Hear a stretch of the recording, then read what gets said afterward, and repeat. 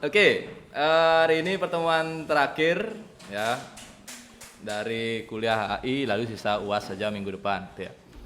Hari ini kita bicara satu metode lagi yang namanya algoritma genetika gitu ya. Namanya serem ya, tapi tidak akan serem.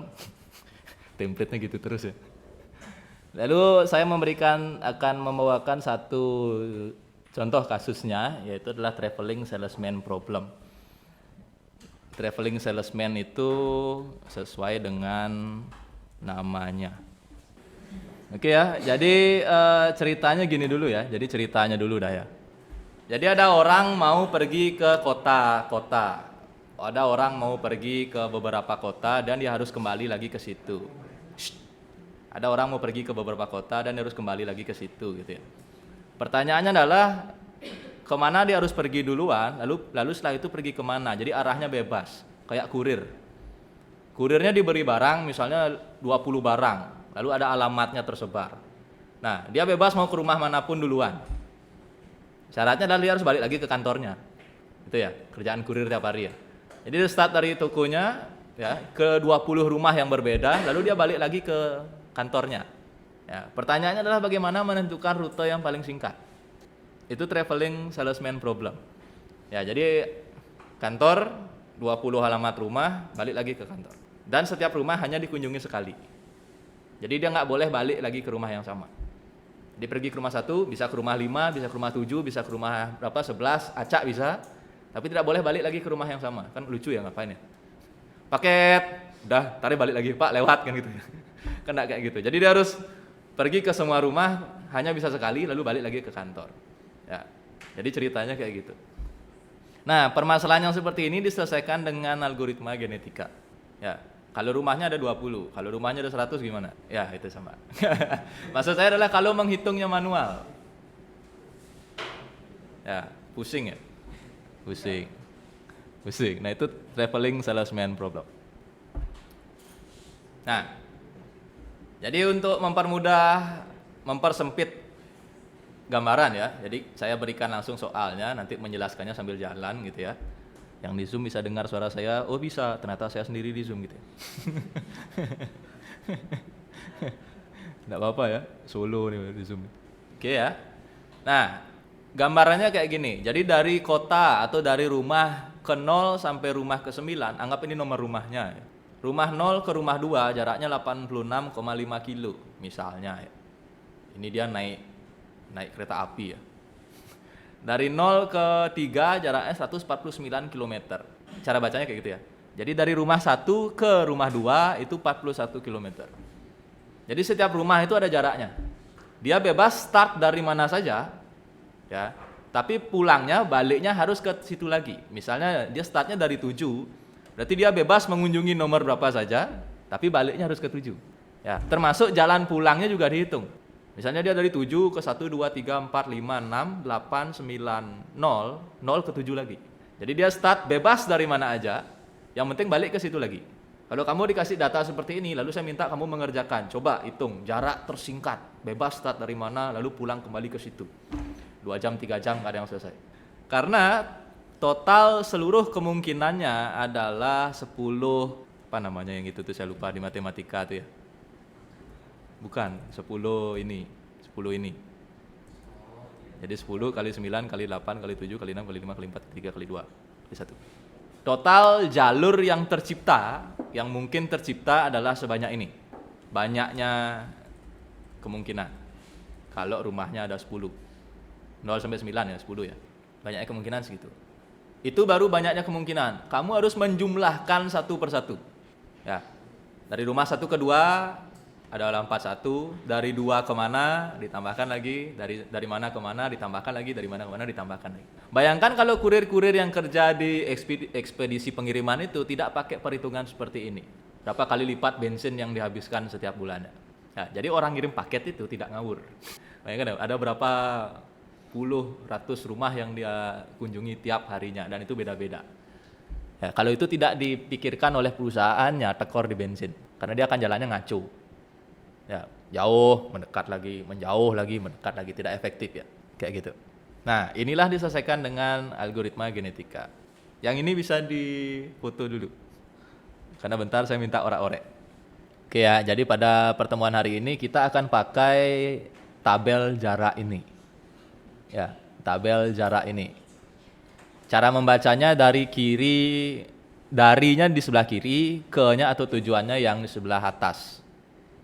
Ya. Jadi cara bacanya dari 4 ke 3 jaraknya segini, dari 5 ke 7 jaraknya segini. Ya. Tidak mungkin dari 5 ke 5, berarti dia diam di tempat, makanya 0. Ya, jadi ini garisnya memang 0 semua, karena tidak mungkin dia dari 2 ke 2, kan dia berarti dia diam di situ. Ya. Lalu sekarang saya minta kamu orak-orek 5 rute bebas secara acak.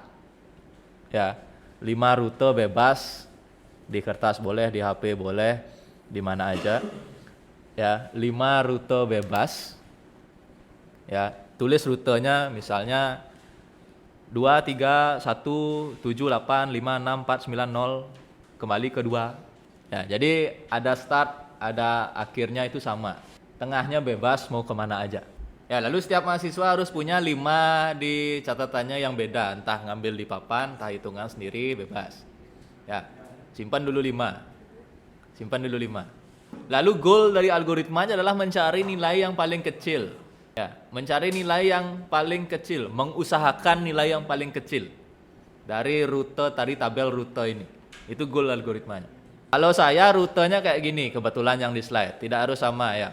Lalu 5 rute ini kan solusi ya. Solusi ini diberi nama atau istilahnya dalam algoritma genetika adalah kromosom. Nah, jadi nama solusi ini ya, nama solusi ini yang kita pilih cuma 5 dari sekian ratus, sekian ribu itu kita istilahnya adalah kromosom. Ya, jadi kromosom ini adalah calon solusi. Ya, itu semua jawaban, cuma kita mencari yang terbaik.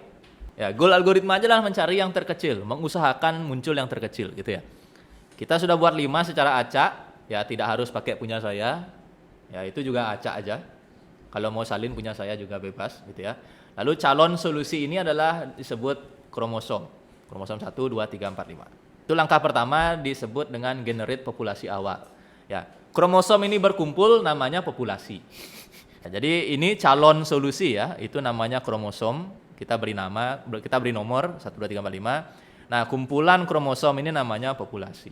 Ini jarak berdasarkan atau jarak dari rute acak saya. Kamu sudah punya di catatan masing-masing. Berikutnya kita bikin tabel. Ini cuma menyalin atau mempersingkat bentuknya aja. Jadi yang ini 1359, 1290 dan seterusnya itu kita buatkan tabel seperti ini. Silakan dibuat dulu tabelnya di catatan masing-masing. Pakai angka yang sudah kamu pilih.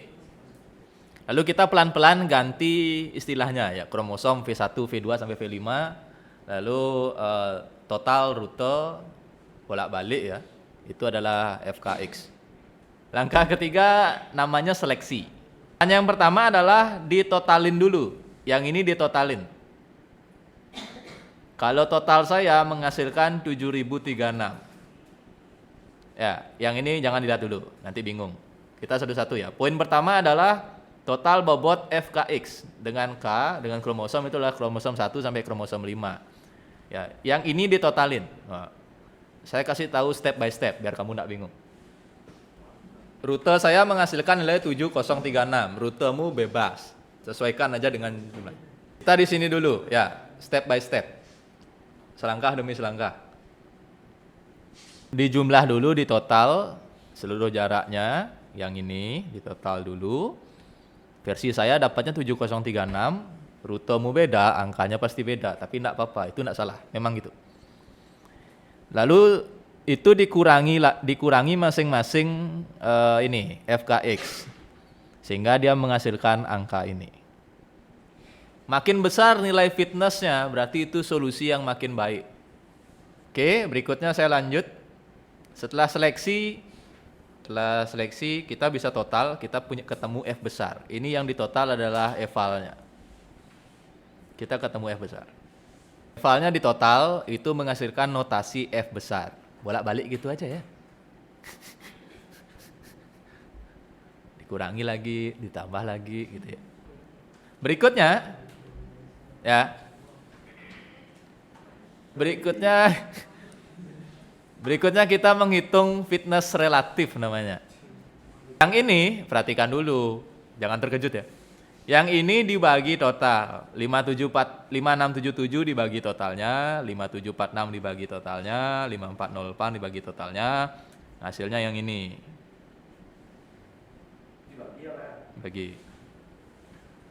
Dibagi. Ya, kamu jangan capek bikin tabel ya. Fitness relatif itu dinotasikan dengan P lalu K-nya kecil, lalu fitness kumulatif itu dinotasikan dengan Q, K-nya kecil. Rumusnya adalah eval yang tadi ya, eval VK yang ini dibagi dengan F-nya. Ini ya. Eval VK dibagi dengan F-nya. Eval VK itu yang ini masing-masing dibagi dengan F-nya. Sehingga dia menghasilkan nilai sekian. Ya, jadi yang ini dijumlahkan dengan yang ini, hasilnya taruh sini. Yang ini dijumlahkan dengan yang ini, hasilnya taruh sini. Yang ini dijumlahkan dengan yang ini, hasilnya taruh sini. Terakhir, yang ini dijumlahin dengan yang ini, hasilnya jadi 1. Kalau belum 1, berarti kamu salah hitung. Entah salah membagi, entah salah menjumlah. Tapi kalau pakai kalkulator harusnya enggak. Tipsnya gini ya, kadang kalkulator Windows, kalkulator Linux, kalkulator Android itu memotong sendiri nominalnya. Ya, ini saya contohin, 5677, saya pakai punya saya ya. 5677 dibagi 28144. 28144. Ya. Kalkulatornya Google itu memunculkan semua digitnya. Kalkulator HP-mu kadang-kadang enggak. Jadi kadang dia motong hanya 5, 6 gitu ya. Saya udah coba. Jadi kalau kalkulatornya Google aja yang bisa kayak gini. Sejauh ini yang saya coba. Kalau kalkulator HP kadang dia potong sendiri digitnya. Itu yang bikin salah. Itu yang bikin salah. Ini yang tadi. Makanya kamu harus nemuin satunya. Biar 0 komanya nggak salah. Karena kalau ini nggak 1, ini atasnya salah semua. Ya. Taruh sebelah kanan. Ya, ini sekarang ada di sebelah kanan. Ya, yang ini K kecil ini sebelah kanan. Lalu saya punya bilangan acak. Ini ngaca aja. Antara 0 sampai 1. Ya. Ada 5 random, 5 acak, ada 5 bilangan acaknya. Ini adalah Kika yang tadi, yang ini. Sebentar, ini laser saya kok hilang. Nih ya. Tabel ini datangnya dari mana? Ini adalah bilangan acak ke-1, ke-2 hingga ke-5. Ini adalah yang ini tadi. Jelas ya? Oke. Nah, bilangan acak ini kita akan petakan ke sini. Dia lebih mendekati yang mana? Contoh, 0,08 itu berarti dia ada sebelum ini. Ya. Ada sebelum ini berarti dia atau kita tulis calon induknya adalah V1. 0237. 0237 itu 0237 sebentar. Harusnya ke sini ya.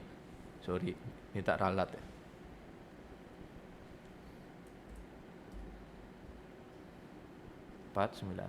Oke. Itu ya.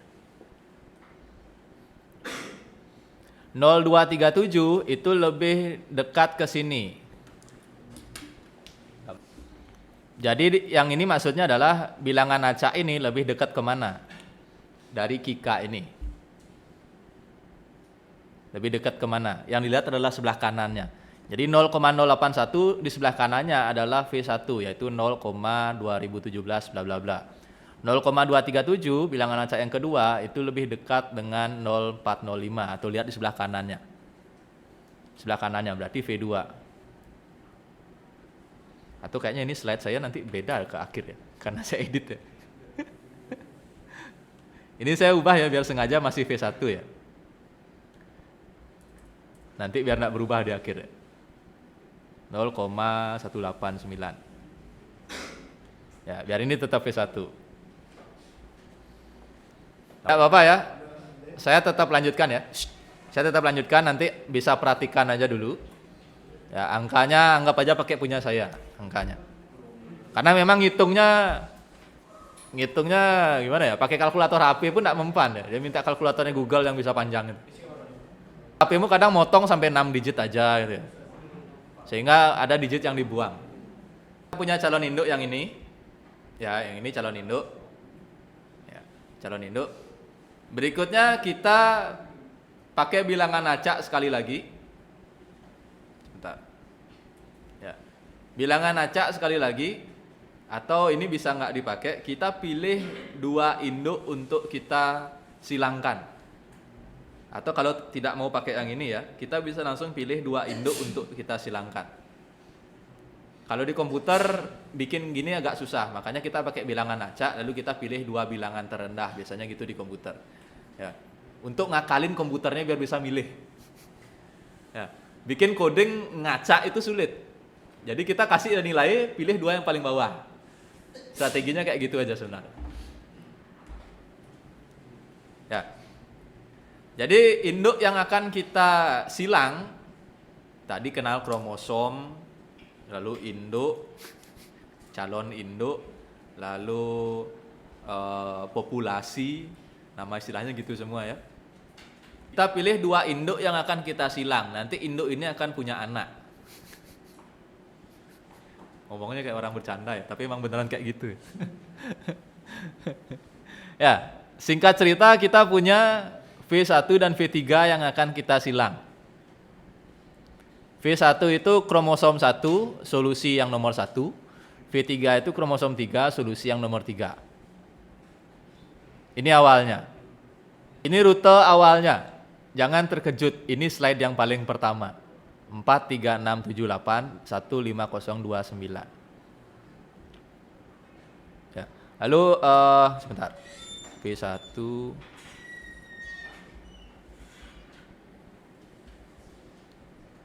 Nah ini ya, 4, 3, 6, 7, 8, 1, 5, 0, 2, 9. Nih, 4, 3, 6, 7, 8, 1, 5, 0, 2, 9. Rute akhirnya belum ditulis. Ya. 0, 4, 2, 6, 7, 8, 1, 3, 9, 5. Ini V3, solusi 3. Ini solusi 1, kromosom 1. Ini solusi 3, kromosom 3. Ya. Jangan terkejut, ini angka yang rute yang di awal. Dia ada di sini. 1 dan 3. Cuma tanpa pulangnya. Cerita setelah melalui proses seleksi tadi, kita ketemu 2 induk yang bisa kita silang. Induk yang pertama adalah ini. Induk yang ketiga adalah yang ini. Ini ada 1 angka lagi di belakangnya, cuma tidak ditulis. Angka pulangnya. Di sini adalah 4, di sini adalah 0. Setelah 4-nya, di sini adalah 0-nya. Nggak ditulis. Ya. Lalu cara menyilangnya, cara mengawinkannya gimana? Tukar digitnya, lagi-lagi diacak. Jadi saya menukar yang ini dengan yang ini. Jadinya di bawahnya. Diikuti. Jadi rute 1 dan rute 3 itu telah lolos seleksi. Yang tadi ini sebenarnya seleksi aja. Ya. Yang lolos seleksi adalah rute 1 dan rute 3. Rute 1 dan rute 3 kemudian disilang. Yang disilang acak juga bisa pilih. Mengacak atau menyilang urutan 5 hingga 9. 0, 1, 2, 3, 4, 5, 6, 7, 8, 9. Ditukar. Jadinya yang ini. 5 hingga 9. 0, ini kan kota 0 ya. Kota 0, kota 1, kota 2, kota 3, kota 4, kota 5 hingga kota 9. 5, 6, 7, 8, 9. Ini kita tuker. Lalu muncul pertanyaan kan, Pak ini 8-nya 2. Lalu ini 3-nya double setelah ditukar. Setelah disilang dia error. Ya, setelah rutenya disilang dia error. Ini 0-nya double, 2-nya juga double. Ya, kita akan benerin jalur ini, dengan aturan lagi. Aturannya kayak gini. Yang ini, yang udah kebalik, ya, yang udah kebalik kita ambil, taruh di sini. Ya. Membuat aturannya dipasangkan saja. 8 dengan 1, 1 dengan 5, 5 dengan 9, 9 dengan 2. Berarti kalau kamu ketemu angka 8 bisa diganti pakai angka 2. Bilangnya dari sini. 8 dengan 1, 1 dengan 5, 5 dengan 9, 9 dengan 2. Ditulis kayak gini. Berarti angka 8 yang di sini, yang di double, diganti dengan 2. Ketemu. Nangkap maksudnya. Kita punya 2 induk, yang tadi itu adalah semua seleksi. Ya. Hasil seleksi itu menghasilkan 2 induk. 2 induk ini kita tukar bebas. Ya, kita tukar badannya setengah. Ya. Setelah ditukar maka dia pasti akan error. Ada angka yang sama. Ini 8-nya sama, 3-nya sama, lalu ini di bawah 2-nya sama, 0-nya sama. Ya. Errornya dia ini akan kita perbaiki. Perbaikinya dengan cara yang ini dibawa ke sini dulu. Ya. Lalu dari sini kita mengeluarkan aturan. 81, 15, 59, 92. Berarti 8 hanya bisa ditukar dengan 2. Satu lagi adalah 3 ditukar dengan 0. Atau 0 ditukar dengan 3. Bisa dibayangin ya? Bisa dibayangkan ya? Jadi dari yang ini, badannya yang udah ketuker, ya, badannya yang udah ketuker, kita bisa buatkan aturan. 8 dengan 1, 15, 59, 92. Tapi cara pakainya adalah 8 ditukar dengan 2 atau 2 ditukar dengan 8. Hanya bisa kayak gitu. 159 tidak bisa diubah. Yang bisa diubah adalah 8-nya jadi 2 atau 2-nya jadi 8. Aturan kedua yang bisa kita temukan adalah 3 dan 0 ini. Karena dia belum terpakai kan. Jadi bisa 3 jadi 0 atau 0 jadi 3. Sehingga yang ini ya, kromosom yang bermasalah ini kita bisa fikskan menjadi ini. 3 dan 8 yang di sini ya, 3 dan 8 yang di sini kita tukar menjadi 0 dan 2. Lalu 0 dan 2 yang di sini karena dia double di sini, dia ada di badan akhirnya, kita jadikan dia 3 dan 8. Kalau diperhatikan, saya menulis V6 dan V7. Artinya apa? Udah beranak. Jadi saya punya rute 6 dan rute 7. Hasil mengkawinkan si rute 1 dan rute 3. Rute 1 dan rute 3 menghasilkan rute 6 dan rute 7. Dikawinkan, disilang, ditukar badannya yang error kita perbaiki, itu menjadi anak ke-6 dan anak ke-7-nya. Oke, apakah 2 anak cukup? Ya, kalau KB Indonesia cukup ya. Kalau KB algoritma genetika 2 anak belum cukup. Kita bisa membuat anak lagi 1.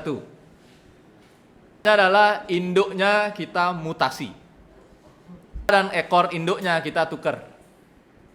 1 ini kan tadi jadi orang tua, jadi salah satu orang tua. Ini dia, 436 yang ini ya.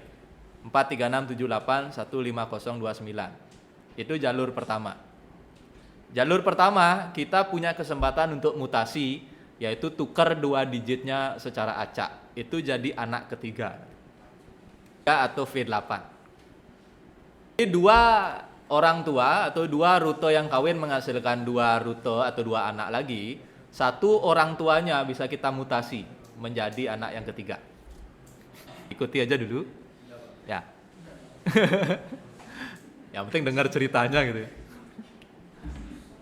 Ini acak ya. Acak bisa yang mana aja ditukar. Hitung anaknya. Anak itu menghasilkan jarak berapa? Sama kayak ngitung V1 sampai V5 tadi. Ngitung yang pertama, ngitung jarak. Ya. Kita hitung anak 6, anak 7, anak 8, jaraknya berapa? Menghasilkan sekian ya.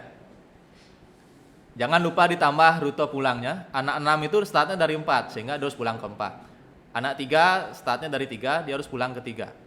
Dan anak 8 itu startnya dari 4, dia harus pulang ke 4. Sudah, kita punya 3 anak, 6, 7, 8. Kita gabung dia sama 1 sampai 5. Ya, kita gabung dia menjadi sebuah populasi baru. Ya, yang ini awalnya 1 sampai 5. Lalu dia sudah beranak 6, 7, 8. Ya, dia punya anak. Terakhir kita sort lalu pilih 5 terkecil. Anak 6, 7, 8 dapat totalnya. Ya. Anak 6, 7, 8 dapat totalnya. Diurutkan yang paling kecil yang mana? Ya. Diurutkan. Lalu kira-kira setelah diurutkan ngapain? Setelah dapat 5 yang baru, ini 3 ini kita bunuh, kita hilangin aja. Kita enggak pakai lagi. Kromosomnya kita buang. Ya, dibunuh. Dibuang dari populasi. Kita dapat masih di 1290 jarak terkecil. Nah, itu satu putaran algoritma genetika. Satu putaran algoritma genetika. Diulang terus sampai angkanya tidak berubah. Dalam artian yang kecil, yang paling kecil lah ketemu. Sampai ketemu 600 berapa tadi? Yang tidak sengaja ditemukan itu. Ya, ada 600-annya. Tapi kalau hanya diatur satu kali putaran, sekali putaran gitu ya, kayak iklan ya. Ya, sekali putaran adalah 1290. Ini sudah jalur terbaik ya, rute terbaik menurut algoritma genetika versi 1 putaran atau 1 iterasi. Berikutnya kalau mau di rolling lagi, lakukan hal yang sama, tapi populasinya ini. Terus mengecil, dipaksa mengecil mencari rute terkecil. Rute terpendek ya, bukan terkecil. Angkanya terkecil. Jaraknya terpendek. Nah, yang riwoh itu diseleksi dan itu ya diseleksi saja. Tapi kalau udah ketemu seleksi, dapat 2 orang tua, disilangkan, error, diperbaiki, ya, dapat anaknya, orang tuanya mutasi 1, jadi anak ketiga, anak ganjilnya, dikumpulin lagi barang populasinya, disort, cari 5, 3 dibuang. Ya, diputar lagi. Nah, itu bisa diatur sampai dapat angka yang kita inginkan. Misalnya, kita pengen rutenya biar di bawah 1000 aja. Berarti kalau sudah di bawah 1000 berhenti. Atau kita atur 50 kali. Berapapun hasilnya, ya udah 50 kali muter. Lalu kalau kamu sudah menulis ini dalam program, kalau ada perubahan atau pergantian panjang rute, ya, codingnya tidak berubah. Kalau kamu hitung manual, anggap saja kamu punya sekian ribu list jarak ini.